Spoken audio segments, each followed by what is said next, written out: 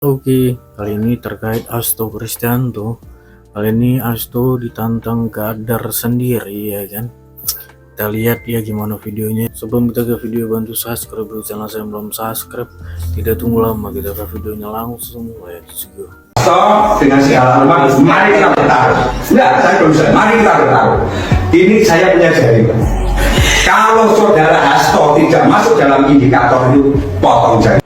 Saudara Hasto nanti masuk indikator karena celotehannya yang merugikan kredit. Pak Hasto bayar duit sakit. Bagi para pembenci Jokowi ini seakan-akan Jokowi itu kencing aja mesti salah. Kenapa kencing lu berdiri? Salah. Kurang sopan. Kenapa kencing lu duduk? Lu kayak banci. Salah. Tapi banteng juga bukan kerbau yang hanya manut ngalor-ngalor gitu-gitu.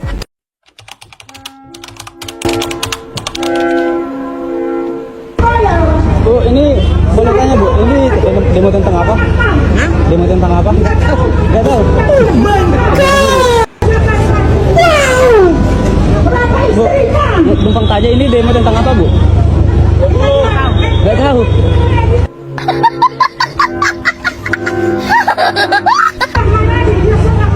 Siapa yang tahu ya? Ini demo tentang apa Bu? Demo tentang apa?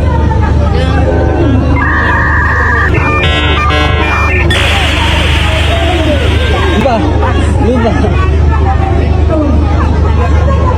Bu, ini demo tentang apa Bu? Demo tentang apa? Gak tahu. Ini demo tentang apa Bu? Demo tentang apa? Abang kami di Bapak Ketua Ngaji aja. Diajak ketua ngaji. Oh ya. Siapa yang tahu ya? Tanya aja Pak sama ketuanya. Tadi nggak jelas. Gak jelas. Ikut-ikut aja. Ikut-ikut aja ya. Loh, kok nggak kesana Bu? Nggak tahan kami Pak. Tak tahan. Nggak tahan lagi. Udah dibagi Bu nasinya? Belum. Nasi, duitnya belum? Belum. Duitnya belum? Ini dari rombongan mana? Dari Sepali kami. Sepali. Siapa ketua rombongannya? Burita. Bu Rita ya? Ini ya. Tugini ya? Tugini ya? Tugini bosnya ya? Ketua wirid kami Burita. Ketua wiridnya Bu Rita? Untuk Bu Tugini? Yang bawa inilah. Ketua wirid Akbar. Ketua wirid Akbar?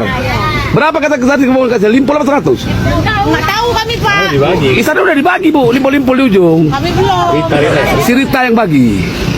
Iya. Berapa Pak satu orang? Limpul. Limpul. Tolong Pak. Iya ujung. Iya. Harun Masiku kenapa belum tertangkap? Iya, dulu saya Singkat saja Cak Harun. ya Des, saya dulu pernah cerita. Dilarang Itu sama saya Dinas. bukan tim penyidiknya. Tetapi suatu ketika kemudian Pak Deputi ya, Pak Karyoto itu bilang, ini ada perintah pimpinan khusus untuk Cak Harun masuk di dalam tim itu. Saya tidak tahu apa yang bisa saya lakukan gitu pada saat itu. Akhirnya saya bergerak cari informasi kemana-mana, dapat informasi itu bahwa dia berada di suatu tempat, kegiatannya ini, pagi dia begini, siang dia begini, sore dia melakukan itu. Oke. Nah, Masihkah akhirnya begitu sampai sekarang? akhirnya saya bawa itu, saya laporkan ke pimpinan lewat deputi, Oke, Pak Karyoto. oke. Silahkan ini ditangani. Terus saran kamu gimana?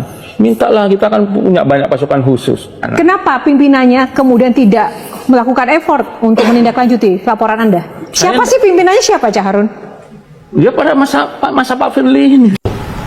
Mas Hasto sedang panik ya kan, karena sudah kehilangan isu dan kehilangan momentum, karena selama ini jagonya itu selalu ingin dikait-kaitkan dengan Pak Jokowi, dan saat ini sudah dengan terang benderang Pak Jokowi lebih banyak berpihak akan mendukung pada Pak Prabowo dan Mas Gibran. Ya ini adalah ungkapan orang yang lagi bingung, ungkapan orang yang lagi panik.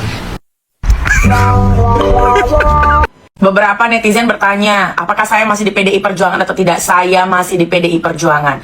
Hari ini saya ingin membahas tentang Pilkada Jawa Tengah, di mana saya kurang sepakat dengan beberapa opini termasuk Bang Denny Siregar yang beredar soal kekalahan Cagup dan Cawagup Jawa Tengah yang diusung PDI Perjuangan. Kemudian dikaitkan dengan eksistensi kepemimpinan seorang Bambang Pacul. Menurut saya dalam pertarungan politik yang sepenuhnya menggunakan ide, gagasan, strategi, dan taktik, kalah ataupun menang adalah hal yang wajar. Nggak bisa dong, hanya karena kekalahan hari ini, kemudian lupakan kemenangan-kemenangan yang kemarin, yang direbut oleh Komandan Pacul. Apalagi kalau bicara soal kontribusi terhadap partai PDI Perjuangan. Siapa yang berani adu kontribusi dan militansi dengan Bambang Pacul? Bicara soal kepemimpinan, menurut saya, semua kader PDI Perjuangan, khususnya Jawa Tengah, akan memilih Bambang Pacul. Itu pun jika dihadapkan dengan pilihan. Jangan sampai, karena kontestasi pilkada hari ini akan menambah keretakan di tubuh partai PDI Perjuangan. Memaksa Bambang Pacul mundur sama dengan kehilangan ratusan kader dan ribuan simpatisan di Jawa Tengah. Maupun Korea-Korea dari kalangan Gen Z dan milenial se-Indonesia. Tidak bisa dipungkiri, hari ini yang memiliki citra yang bisa diterima oleh seluruh lapisan masyarakat di Indonesia ini adalah Komandan Bambang Pacul, komandannya para Korea, komandannya Gen Z yang mulai menyukai politik dari gaya Komandan Pacul. Hati-hatilah, janganlah di tubuh kita sendiri kita saling gontok-gontokan ataupun menyuruh Komandan Pacul apabila Ksatria mundur saja. Gue nggak mau 03 menang karena gue capek ngelihat presiden yang diperlakukan sembarangan sama Bu Mega. Gue sebut aja, ngelihat presiden duduk di depan pimpinan partai, terus pimpinan partainya, Pak Jokowi atau Pak Ganjar bisa, Pak Ganjar, kalau nggak ada PDIP, kasihan deh.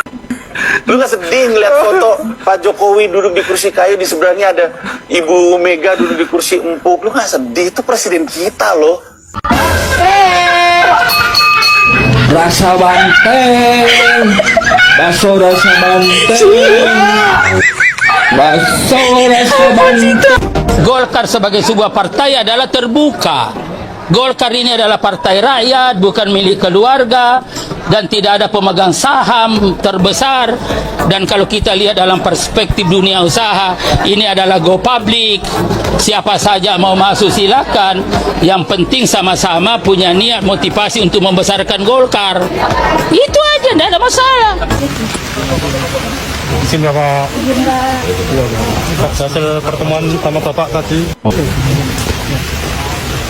Menurut masyarakat nih ya, kalau kita lihat partai Banteng Merah ini kan sangat arogan, ya kan, suka memfitnah, terus banyak kadernya juga yang korupsi, ya kan, suka marah-marah, dan banyak juga kadernya yang jadi bupati, dewan juga nggak bisa kerja gitu loh. Kita lihat kayak di Jawa Tengah kan, 10 tahun kadernya, bagaimana Mas sebagai orang Jawa Tengah, saya pikir lebih mengetahui lah, dan itu juga. Saya juga sering ke Jawa Tengah, bagaimana kondisi segala macam infrastruktur, perekonomian, ya kan, terus sosial budayanya lah, menurut saya. Pendapatan terbelakang pendapatan upah ya. Itu kan juga paling termasuk yang rendah ya. UMP provinsi UMP, salah satu terendah di Indonesia ya. Jadi saya bilang tadi, bagi Pak Jokowi itu adalah suatu kebahagiaan pemecatan itu, suatu anugerah. Bagi Partai Banteng, Partai Merah, ini bisa jadi besok akan sangat menyakitkan nih Mas. Ini diambang-ambang kehancuran juga ini, ya kan? Kita lihat gini, mereka kan terlalu mengunderestimate, terus kita lihat mboknya Partai Merah kan ngomong Pak Jokowi tanpa siapa-siapa, tanpa Partai Merah, ya kan, bukan siapa-siapa. Kasian deh. Dan mereka juga waktu kemarin Mas, waktu mendukung Ganjar, mereka itu kita akan menangkan Ganjar dalam satu putaran.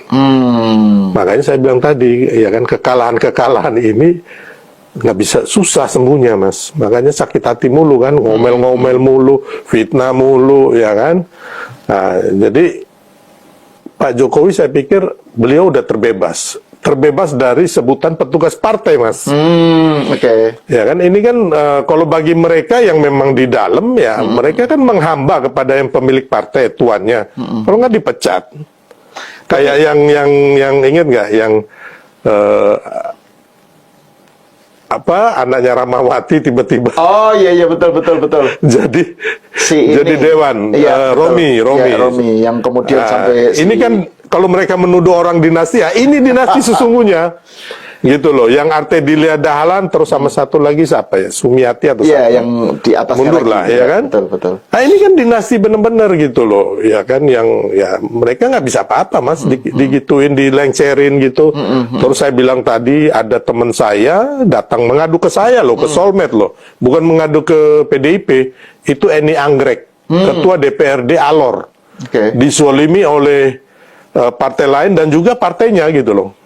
Mengadunya ke kita gitu loh. Saya bantu dia ya kan. Jadi benar-benar ini Pak Jokowi ya, kalau dia bilang ini beliau ini nikmat apa lagi yang kau dustakan. Karena satu ya kan, dengan dia terbebas ya kan, dia menjadi bapak di antara semua partai. Ya saya berharap beliau tetap menjadi seorang negarawan ya kan. Anaknya sekarang jadi wapres. Terus mantunya gubernur Sumatera Utara. Sahabat baiknya, ya kan, soulmate-nya beliau, Pak Prabowo jadi presiden. Semua pemimpin ada kekurangan. Jangan memfitnah, jangan menyerang. Kita semua punya kekurangan. Mau buka-bukaan, yang gak enak. Kita diajarkan nenek moyang kita, orang tua kita, mikul dubur menjem jeruk. Orang tua hormati yang baik. Kita sebagai yang muda berani juga ngoreksi, tapi ngoreksinya dengan cara yang baik, yang sopan. Saya kira itu ajaran ustadz-ustadz saya. Saya bukan orang yang terlalu baik. Agama saya akui di depan Muhammadiyah, aku akui. Tapi saya ingat ajaran ustadz-ustadz saya. Tidak boleh dendam, tidak boleh maki-maki, ya, tidak boleh sakit hati, tidak boleh benci. Tuhan aja memaafkan kok. Ayo, siapa di antara kita yang pernah menggibahi Pak Jokowi hafizahullah 2014 sama 2019? Ayo, siapa yang sudah gibahin beliau? Beliau muslim loh. Ada salah nggak sama kita? Kita tahu aibnya. Kita tahu cuman kisah-kisah yang dari media sosial yang semuanya kadzab. Kita gibahin habis-habisan, kita lucuti. Padahal dia adalah sebagai seorang presiden waliul amr yang sah. Berapa kali kita gibahin? Gibahnya sama-sama pengajian lagi. Mereka muslim, kita gibahin. Ngomong baiknya aja bisa jadi tidak memberikan manfaat buat kita, apalagi ngomongin buruknya, ghibah.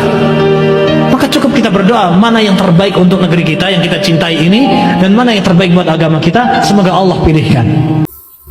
Oke, itu dia videonya. Gimana menurut kalian, dan sampai bertemu di video saya selanjutnya.